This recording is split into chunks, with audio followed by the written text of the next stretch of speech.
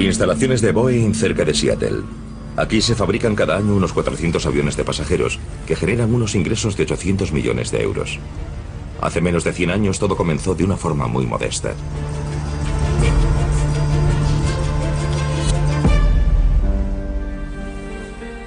El verano de 1889, el joven Wilhelm Boeing no podía sospechar que un día dirigiría la mayor empresa de aviación del mundo. Para Wilhelm, la vida es como disfrutar del cielo en la tierra. Hace 20 años su padre llegó a los Estados Unidos como un inmigrante alemán y se hizo muy rico en apenas unos años.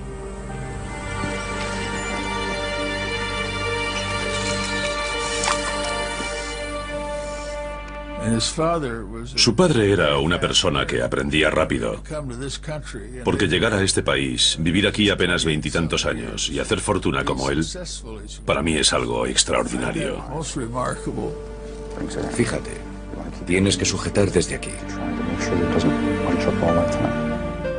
El hijo admira mucho a su padre durante toda su vida y lo considera un modelo. De repente la catástrofe se cierne sobre este mundo perfecto.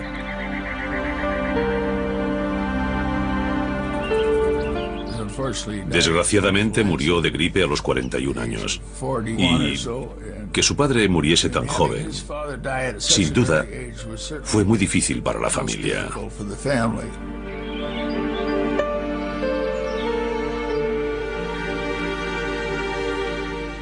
Para Wilhelm, la vida se vuelve más dura todavía cuando su madre vuelve a casarse.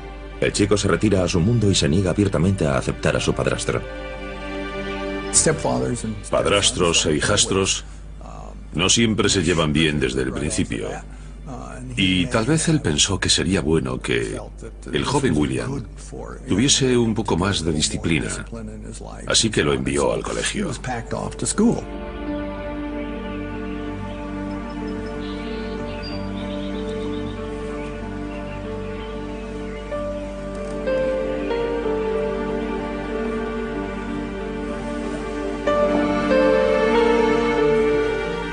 El joven Wilhelm Boeing, que apenas acaba de cumplir los 13 años, está a punto de embarcarse en un viaje hacia lo desconocido.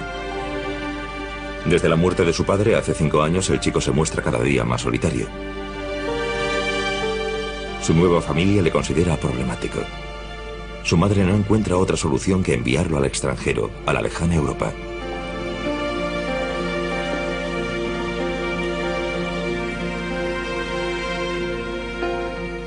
Pasar algún tiempo en un colegio interno suizo cerca del lago Ginebra le enseñará modales. A miles de kilómetros de casa, el pequeño Wilhelm tiene que arreglársela solo.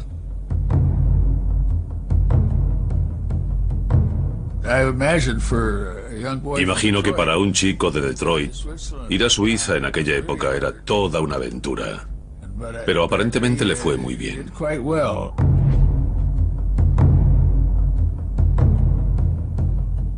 Decenas de miles de personas han experimentado esto mismo y han sobrevivido. Yo creo que en el caso de Boeing debemos preguntarnos si no le convirtió en una persona mucho más controlada y más fuerte. Estaba en Suiza y tenía que enfrentarse a una cultura extranjera, a una lengua extranjera o a las varias lenguas extranjeras que se hablan en Suiza. Muchos años después, Wilhelm Boeing ve por fin aparecer la Estatua de la Libertad de nuevo en el horizonte.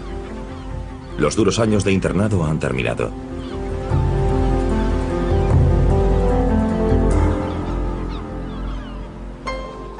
Wilhelm, que se había convertido ya en un joven, disfruta de la vida en la ciudad una temporada. Entonces comienza de nuevo el lado serio de la vida. En casa de su tío Rudy se prepara para ir a la universidad.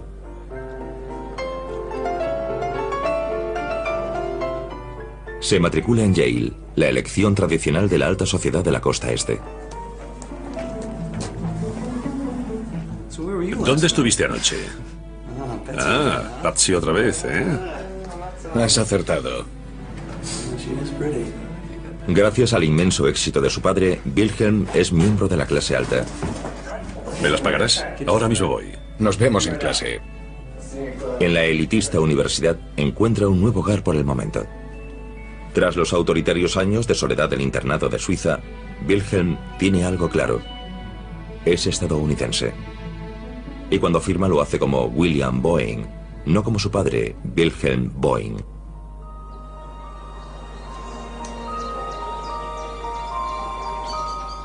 Hohenlimburg, cerca de Hagen, en Sauerland.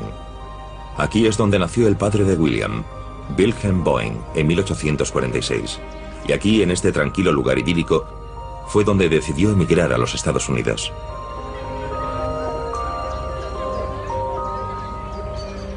No puede ser la pobreza lo que le impulsa a viajar al extranjero. Después de todo, Wilhelm procede de una familia de buena reputación de mercaderes e industriales.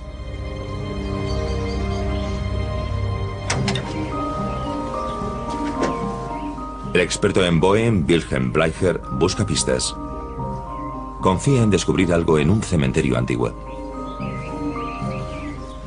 Los Boeing eran innovadores. Fueron líderes de mercado en la industria metalúrgica de Hohenlimburg durante 4 o 5 generaciones.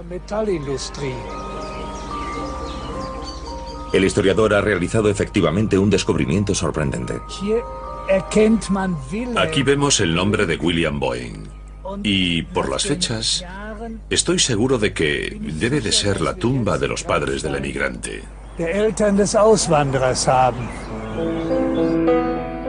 No están de acuerdo con los sueños de su hijo Wilhelm de emigrar. Sus padres se niegan a apoyarle. Su padre no le dio ningún dinero, así que tuvo que buscarlo en otra parte. Y la única persona a la que podría recurrir era su hermana. Sabemos, por fuentes estadounidenses, que llegó a Michigan sin apenas dinero en los bolsillos.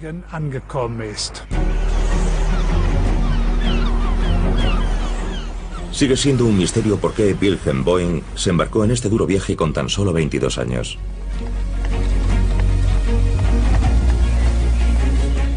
Necesita desesperadamente dinero, así que el hijo del comerciante acepta un trabajo en una granja. Wilhelm es demasiado orgulloso para pedir dinero a su padre, pero mantiene el contacto con la familia. Estas cartas explican que, mientras su padre en Alemania era muy infeliz, a su hijo, que se acababa de marchar, todo le iba muy bien. En esas cartas vemos lo mismo que tenemos hoy, los mismos problemas, que el tiempo era malo, que la caza escaseaba, o que los impuestos eran demasiado altos, pero sonaba como hoy prácticamente. En aquel entonces, Michigan era el dorado para los madereros. Wilhelm, que ahora trabaja en un aserradero, ve una oportunidad.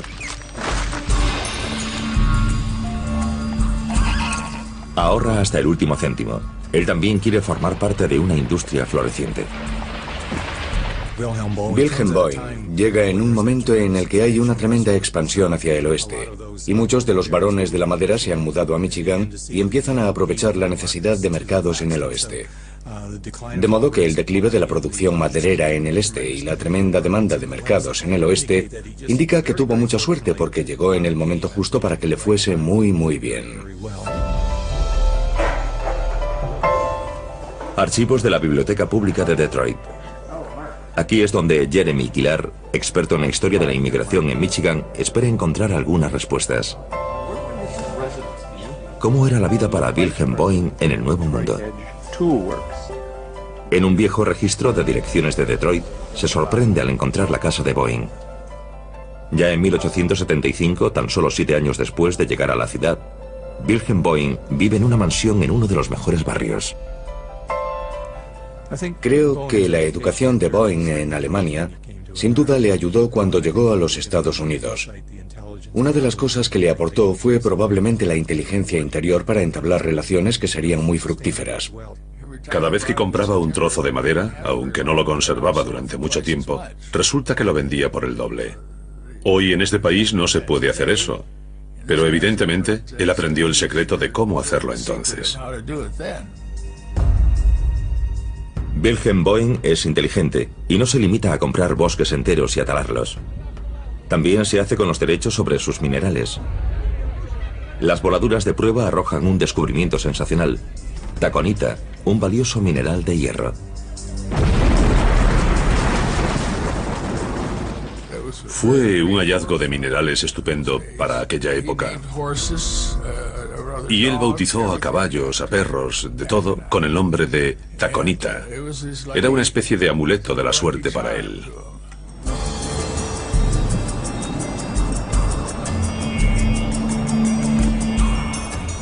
Los archivos de la Biblioteca Pública de Detroit guardan más sorpresas para el experto en inmigración Jeremy Kilar. Ha descubierto fotografías antiguas de la familia Boeing. Una sensación.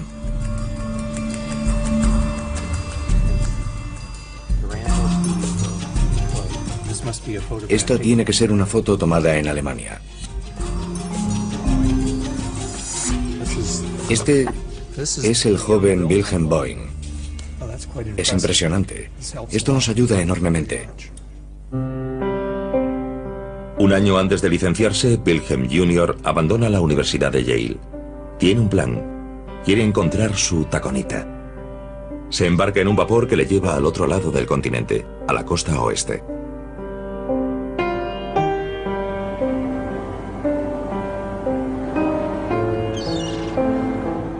Para él, hombre curioso, es una aventura más hacia lo desconocido.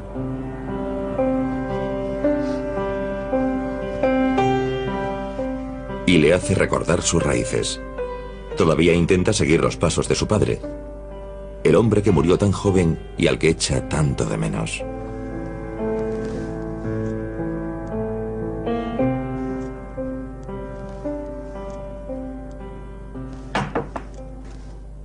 Sí. Señor Boeing, su whisky. Gracias. ¿A qué hora llegaremos a Grace Harbor? Mañana por la mañana. ¿Desea algo más? No, gracias, es todo. Que pase una buena velada.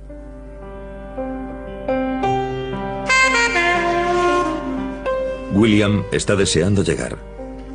Quiere participar en el negocio de la madera al igual que su padre, que pasó de llegar como inmigrante a convertirse en millonario. Parece muy emocionado. Tenía que ser emocionante, porque si pensamos en el oeste, estamos ante un nuevo mundo valiente, al que se lanzaban a por todas, buscando algo, sonrientes, pensando en las grandes aventuras que les esperaban.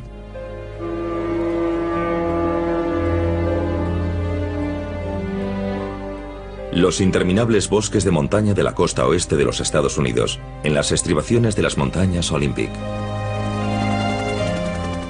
Aquí es a donde se dirige el inexperto William.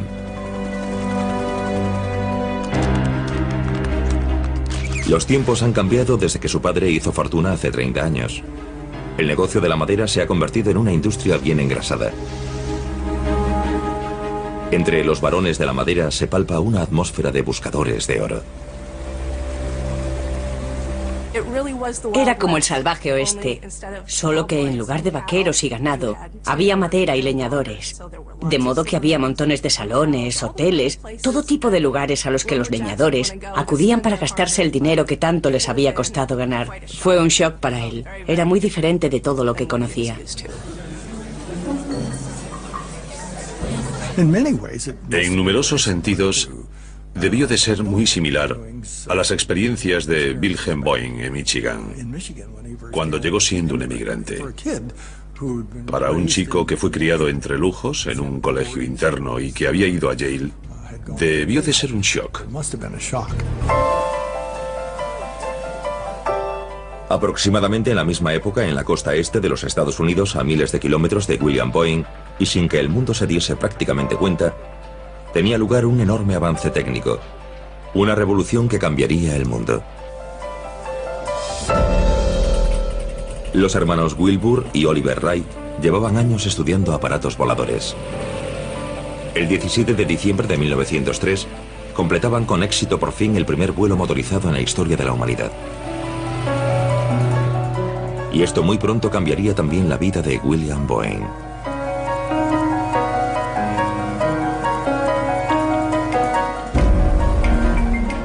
De hecho, en los bosques de la costa oeste, se las arregla para conseguir cosas de las que nadie le creía capaz.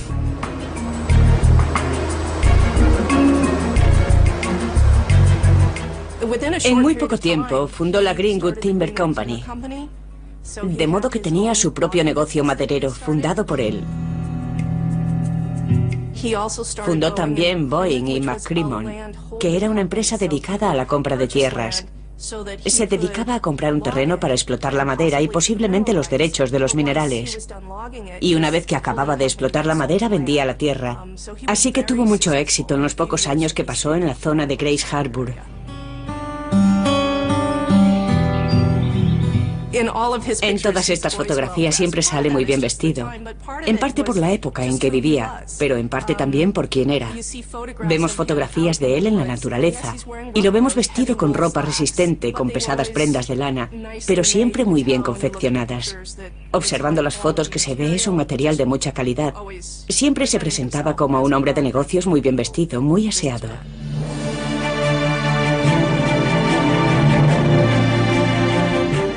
En 1908, William se había cansado de esta vida sencilla entre leñadores. Vuelve a Seattle, que se ha convertido en una ciudad vibrante y moderna, en la costa oeste, en la zona de Puget Sound. Obviamente disfrutó viviendo allí.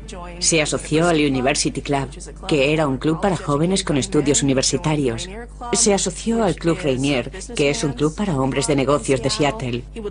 Y posteriormente también al Club de Yates. Disfrutó de todas las posibilidades de las que puede disfrutar un hombre con medios en una ciudad agradable. Se compró un Packard y lo conducía por las calles de Seattle y parece que se lo pasaba bien.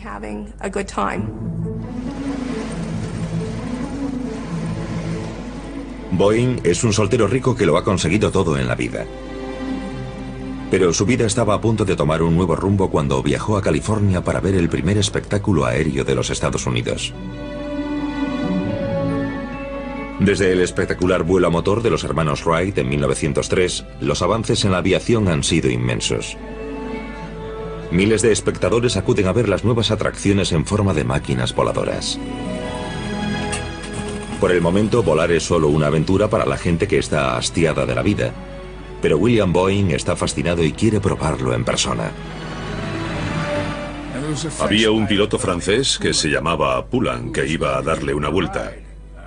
Sin embargo, desgraciadamente, los hermanos Wright demandaron a Poulain por incumplimiento de las patentes de los controles. El francés se enfadó mucho. Aquello no le gustó nada. La cosa no salió. Poulain acabó marchándose de la zona de Los Ángeles antes de que Boeing pudiese volar con él, pero obviamente se sentía muy atraído por esto.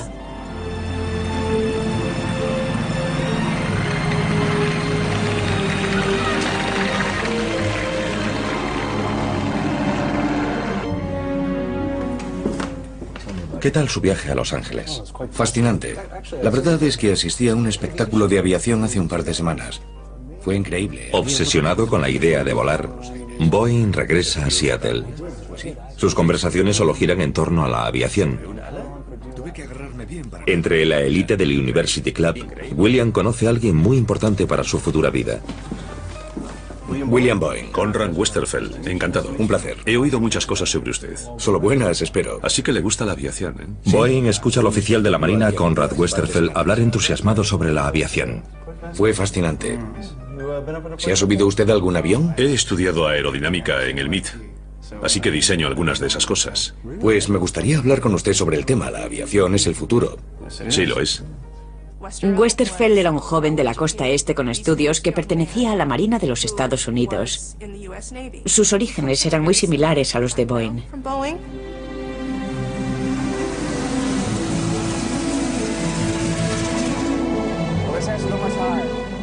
Boeing encuentra a un amigo en Westerfeld, y para ellos solo hay un tema en la vida: la aviación.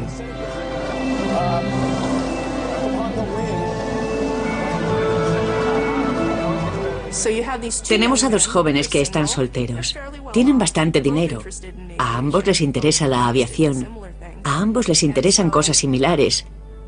Así que los dos acaban subiéndose a un avión en Seattle.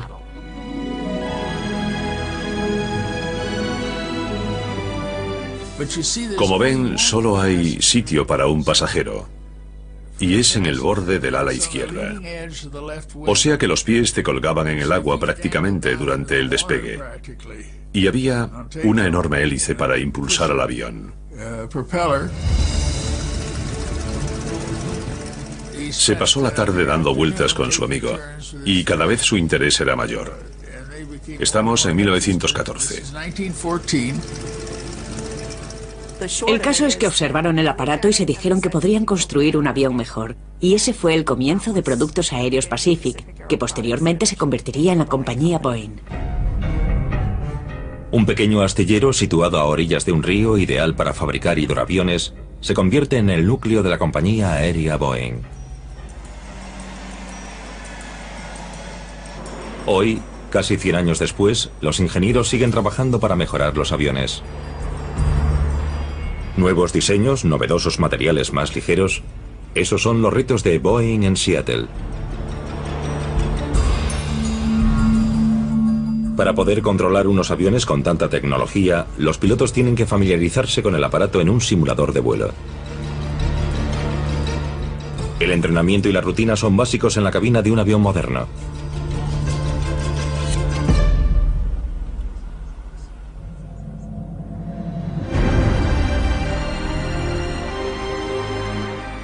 En 1916, William Boeing aguarda impaciente la prueba de vuelo de su primer aparato. El avión ya espera en el hangar listo para despegar. Señor Boeing. Señor, ¿qué hace? Ya he esperado bastante por el piloto de pruebas. Pilotaré el avión yo mismo.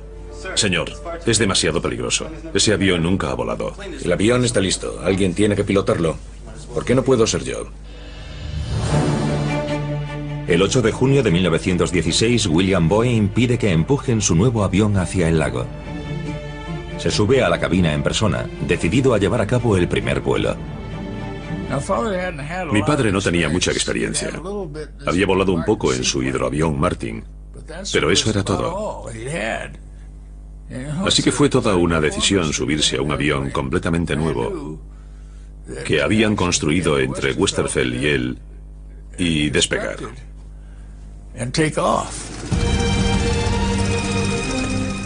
En el lago Union, William Boeing realiza el despegue del primer vuelo de este avión al que han llamado Boeing y Westerfeld. El vuelo inaugural es un éxito y señala su ascenso. A la mañana siguiente se difunde la noticia. Boeing y su avión están en boca de toda la nación.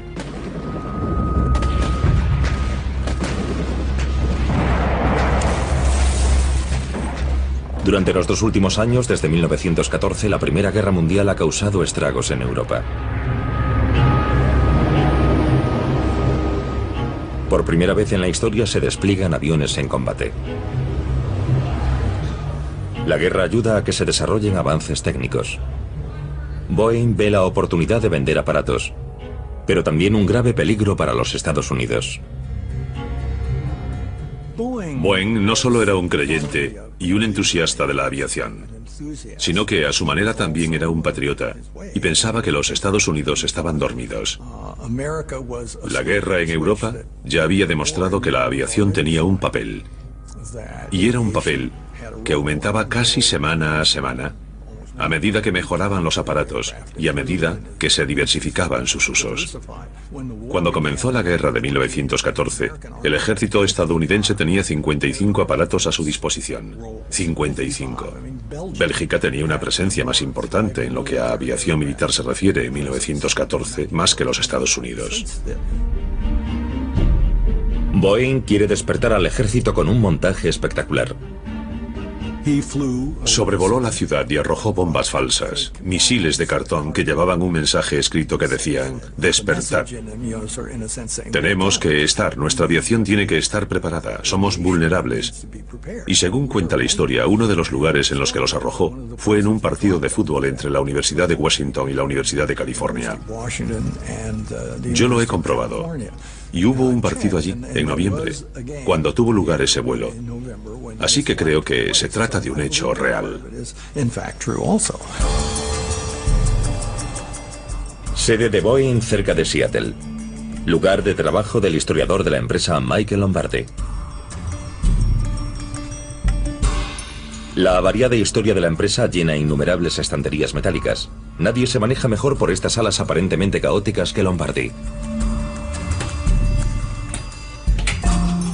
El documento más importante se guarda en una caja fuerte, multiasegurado y protegido.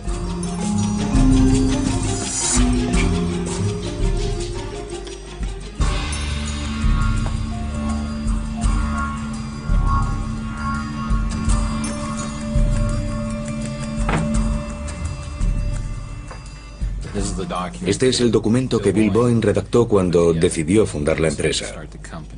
Es un documento maravilloso si queremos constatar la genialidad y la visión de Bill Boeing.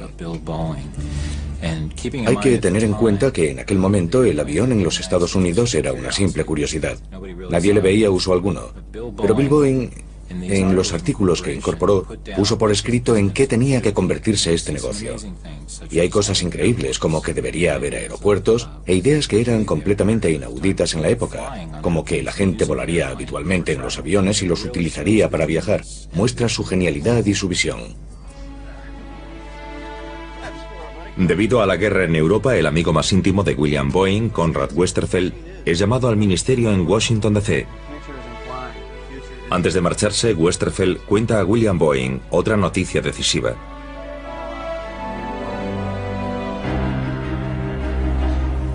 La Marina estuvo a punto de encargar 50 aviones de entrenamiento para un futuro próximo. Se usarían para preparar a los pilotos para la guerra aérea en Europa. Como consecuencia, Boeing construye 2 nuevos tipos de aviones en su pequeño taller en un muy corto espacio de tiempo. Boeing desea fervientemente conseguir el contrato. Todas sus esperanzas recaen en un nuevo avión. Los aviones están listos para ser enviados a Florida, donde serán presentados a la Marina. Boeing convoca a su mejor piloto de pruebas a una reunión privada. Tengo 2 modelos C preparados para llevarlos a Pensacola, Florida. Quiero que los pilotes. Soy su hombre, señor. Puedo hacerlo. Sé que sí, pero debo decirte que esto podría ser todo un reto. Tengo muchas horas de vuelo en esos modelos. Sé lo que me hago. Sé que sí, por eso te di el trabajo. Pero esto será completamente diferente de lo que has estado haciendo en Seattle. Hay olas diferentes, hay un viento diferente, condiciones meteorológicas. Y volarás contra los mejores del país. Y se trata de un contrato para el gobierno, 50 aviones. 50 aviones. Y si consigues este contrato, el futuro de la compañía será muy, muy prometedor. No sé cómo expresarte lo importante que es esto. Hablamos del futuro de la compañía y tú eres el hombre que llevará a cabo el cambio. Puedo hacerlo, señor. Soy su hombre. No quiero que se preocupe por nada. Muy bien, pues por los futuros negocios y por los éxitos futuros. De acuerdo.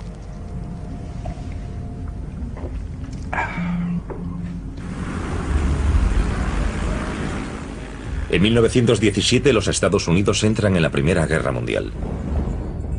Se necesitan pilotos y aviones para la guerra que se libra al otro lado del Atlántico. En el hangar de Boeing en Seattle se palpa una calma tensa. Esperan el desenlace de los vuelos de prueba realizados ante la Comisión de la Marina en Florida. Caballeros, he recibido noticias de Pensacola. Dicen que el modelo C es excelente. Hemos conseguido el encargo. Estamos en el negocio. Bien. Así que tenemos que fabricar 50 aviones en un corto espacio de tiempo. Cuento con todos y cada uno de vosotros, así que volved al trabajo. Boeing consiguió un contrato para hacer 50 aparatos de entrenamiento para la Marina. Fue nuestro primer contrato con el gobierno y la primera orden de trabajo que recibió Boeing. Así que este fue realmente el comienzo de la compañía. El hijo de un inmigrante alemán consigue uno de los contratos más deseados para fabricar aviones que se usarán en la guerra contra Alemania. A veces la gente de Boeing trabaja en 3 turnos. Tienen que terminar el pedido a toda costa.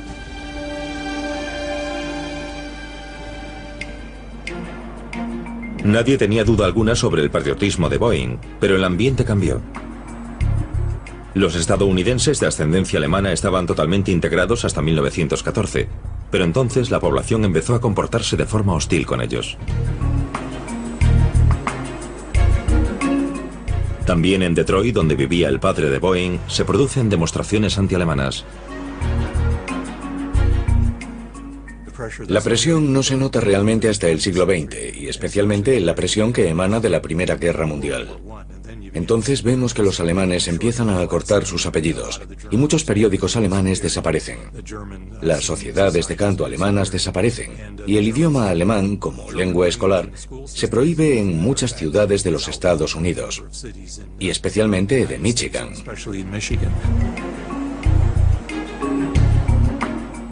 En Detroit, donde en tiempos vivió una influyente sociedad alemana, apenas se encuentran huellas de los antiguos inmigrantes. Sin embargo, no ha habido una semana en más de 150 años en la que no se publicase el periódico Nordamerikanische Wochenpost.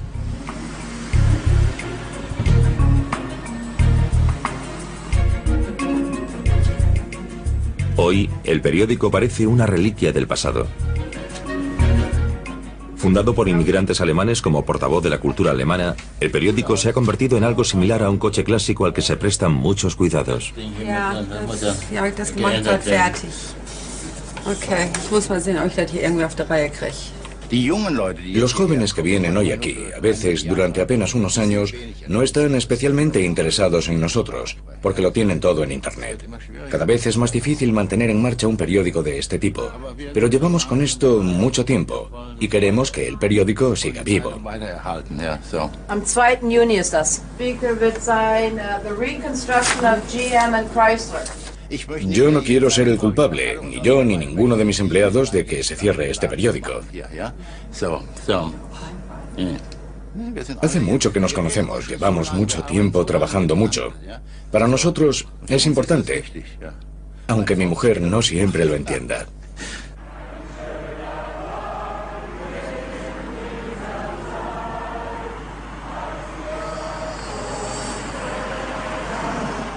Solo en la década de los 30, mucho después de la Primera Guerra Mundial, los descendientes de los alemanes se atrevieron a salir de su escondite y a recuperar sus tradiciones.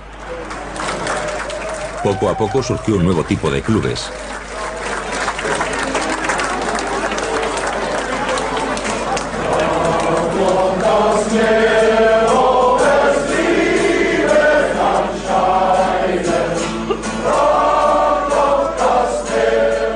Este celebra su 75º aniversario con una gran fiesta.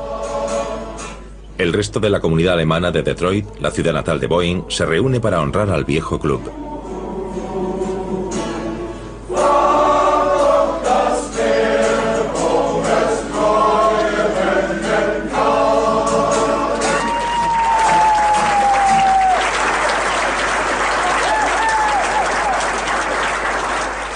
Se vuelven a cantar las canciones alemanas, por ejemplo en el coro masculino suavo de Detroit.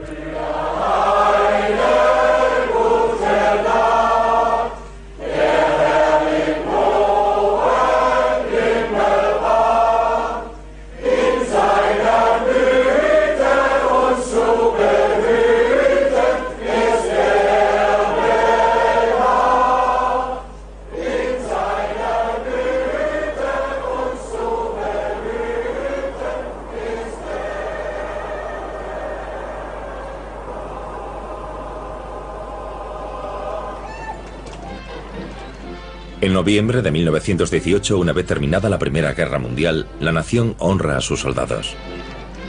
En su honor, se celebran desfiles en todas las grandes ciudades.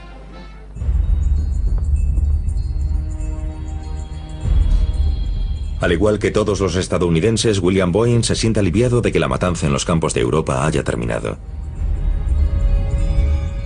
Pero también está nervioso. Seguramente en tiempos de paz no habrá más contratos de defensa. Boeing sufrió al final de la Primera Guerra Mundial, como todos los fabricantes de aviones. Era una industria que no había existido de manera significativa antes de la guerra. De repente, había cobrado vida debido a las necesidades de la guerra. Boeing tuvo que prescindir inmediatamente de personal. Las mayores preocupaciones de Boeing se hicieron realidad y los contratos lucrativos dejaron de llegar. ¿Cómo conseguiría evitar que su compañía se hundiese? Boeing, que había entrado en el negocio de la aviación con tanta pasión, de repente se enfrentaba a enormes dificultades financieras.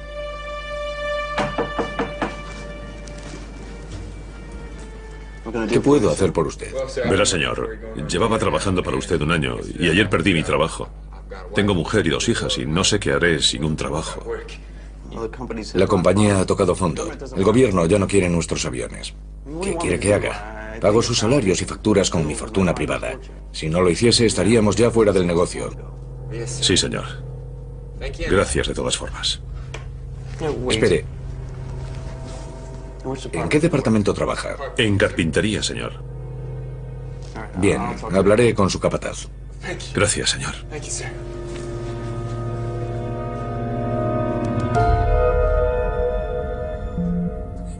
Sabía que el negocio repuntaría en el futuro, así que quería conservar a su gente.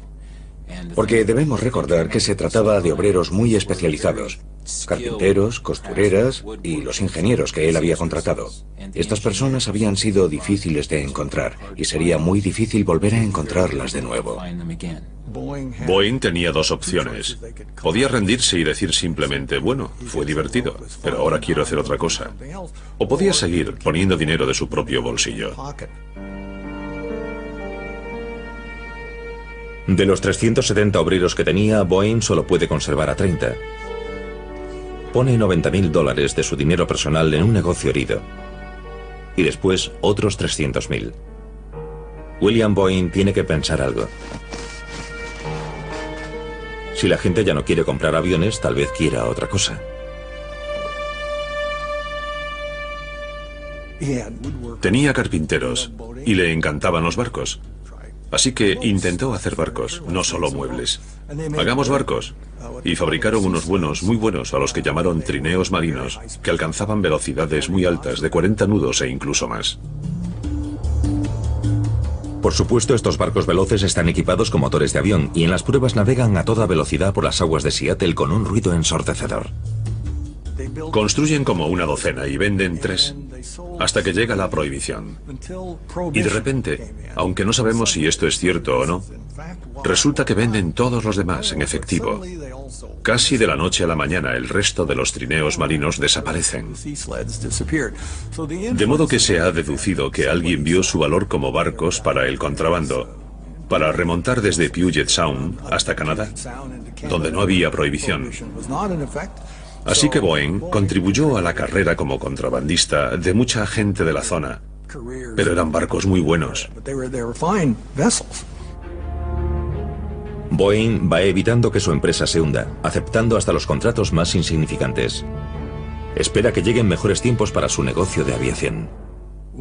Se le acercó un trabajador que quería saber si lo conseguirían o no. Y creo que mi padre le dijo: vivimos el presente, nunca miramos atrás. Y vivieron el presente y nunca tuvieron que mirar atrás. Buenos días, Eddie. Buenos días, señor Boeing. ¿Todo listo? El modelo C está listo para despegar, con combustible y revisado. ¿A dónde volaremos? A Vancouver. ¿A dónde? ¿En serio? ¿Qué haremos allí? Recoger correo. Hay muchas tormentas en la zona. En esta época del año el tiempo no nos ayudará mucho. Volaremos por aquí. Remontaremos la costa y llegaremos a Vancouver enseguida. Sí, señor. Vamos allá.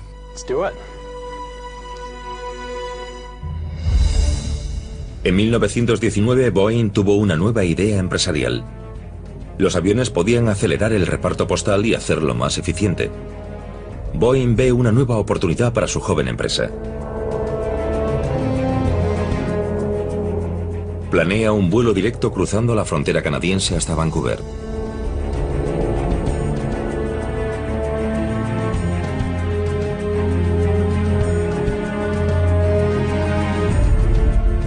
Cuando vuelve a Seattle, William Boeing disfruta de un momento de triunfo.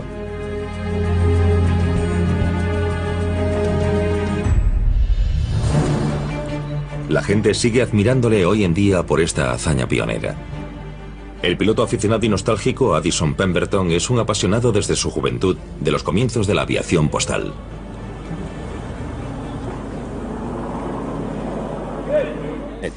Me costó 28 años hacer realidad ese sueño. Me pasé 18 años buscando el avión y otros 8 años restaurándolo y poniéndolo en funcionamiento. Así que es un sueño de mucho tiempo. Addison Pemberton encontró el lugar del siniestro más de 70 años después de que el avión se estrellase. Apenas llevaba unas 5 semanas operativo cuando se estrelló el 2 de octubre de 1928. Chocó contra una montaña en el sur de Oregón. El avión estuvo en esa montaña durante 72 años. Transportaba diamantes. Solo viajaba un pasajero a bordo que resultó muerto. El piloto sobrevivió.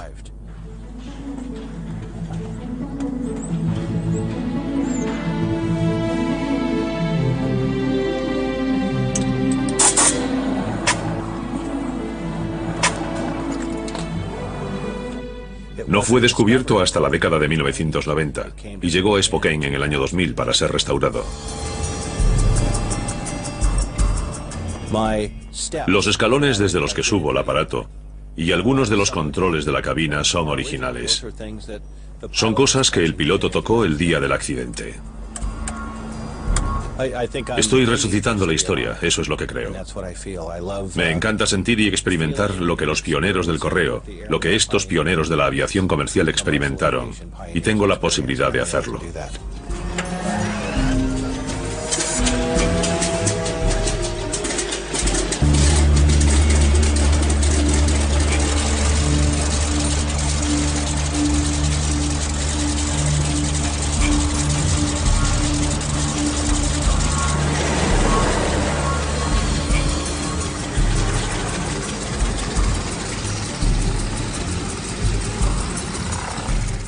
En mi opinión, era el eslabón que faltaba en la historia de la aviación de los Estados Unidos. Y a mí me gustan los aparatos antiguos por su carácter único. El reto de pilotar estos aviones es único.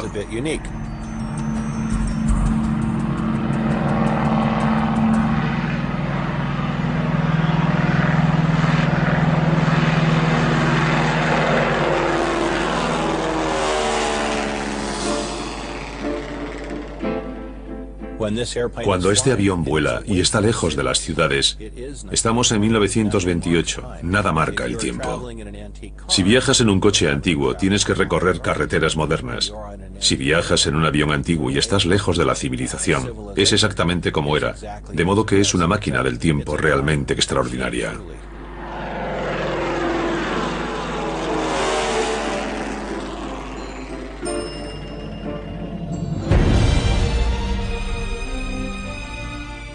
En 1927 surgen oportunidades de negocios lucrativos para Boeing y sus competidores.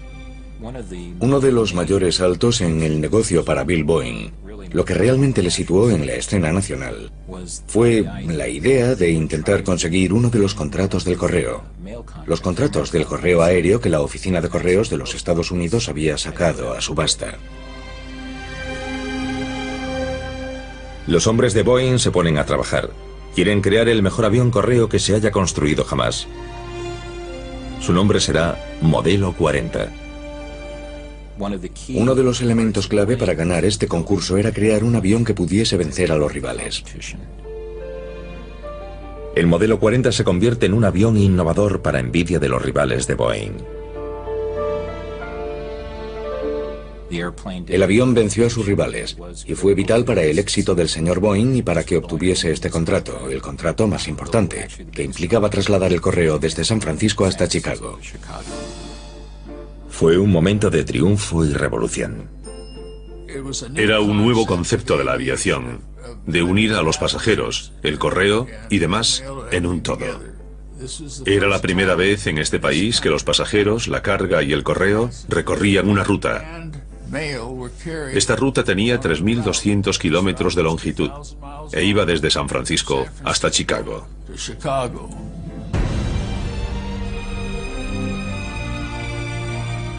Apenas un año después, Boeing es líder de mercado de la recién evolucionada industria de carga, correo y pasajeros, con una cuota del 30% del mercado estadounidense. La compañía aérea Boeing había tenido algún éxito construyendo aviones militares, pero nada en el aspecto comercial. Y este avión estableció a la compañía Boeing como una empresa también comercial.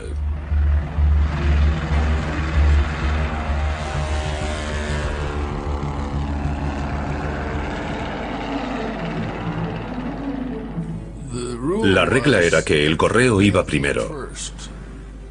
De modo que si había más correo, los pasajeros se quedaban en tierra. Pero el transporte de pasajeros era realmente lo que lo hacía beneficioso, incluso el primer año. Y eso es muy inusual cuando empiezas algo nuevo como esto, tener éxito el primer año.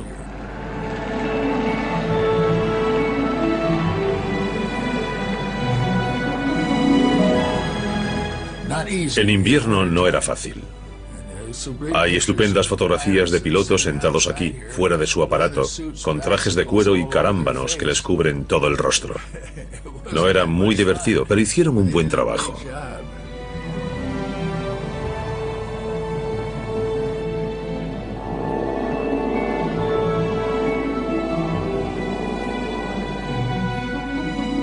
Y entonces, la vida privada de William Boeing también sufre un giro afortunado. Berta Paschal se cruza en su camino. Poco después se casan. A partir de ese momento, ella casi nunca se apartará de su lado. Y William hace al amor de su vida un regalo, el Taconite.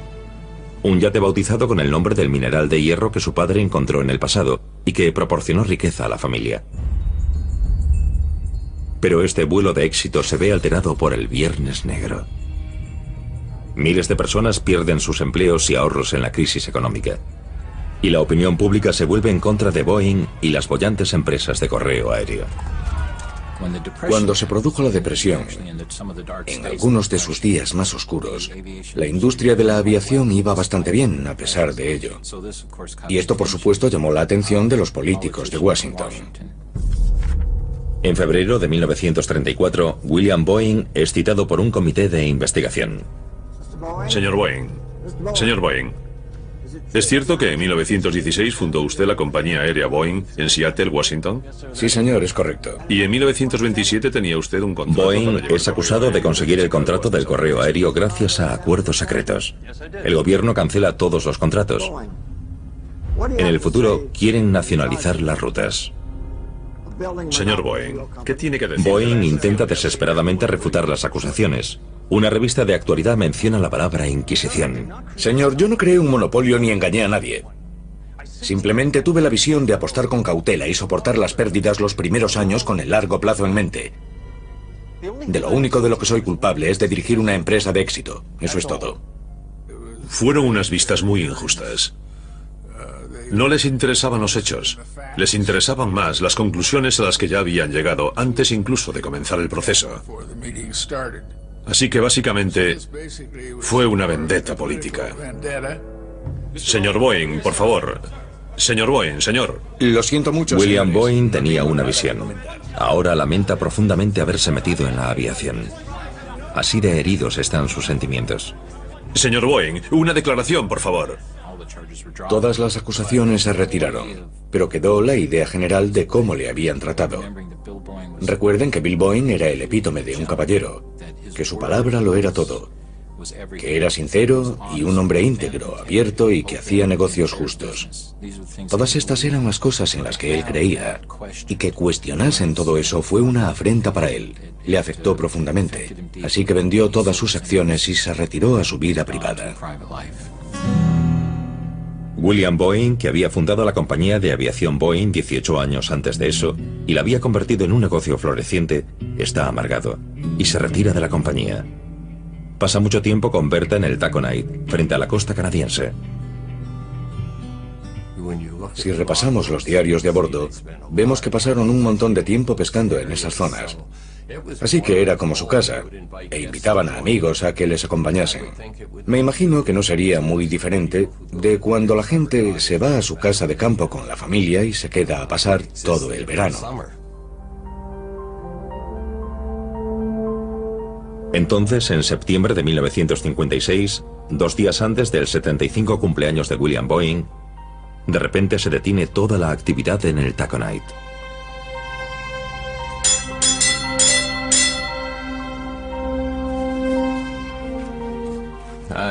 He buscado la entrada del diario del piloto del yate correspondiente al 28 de septiembre de 1956. Con sincero pesar, registro la muerte del propietario, el señor William E. Boeing, a las 13:08 víctima de una trombosis aguda. Firmado Perth McIntyre, capitán.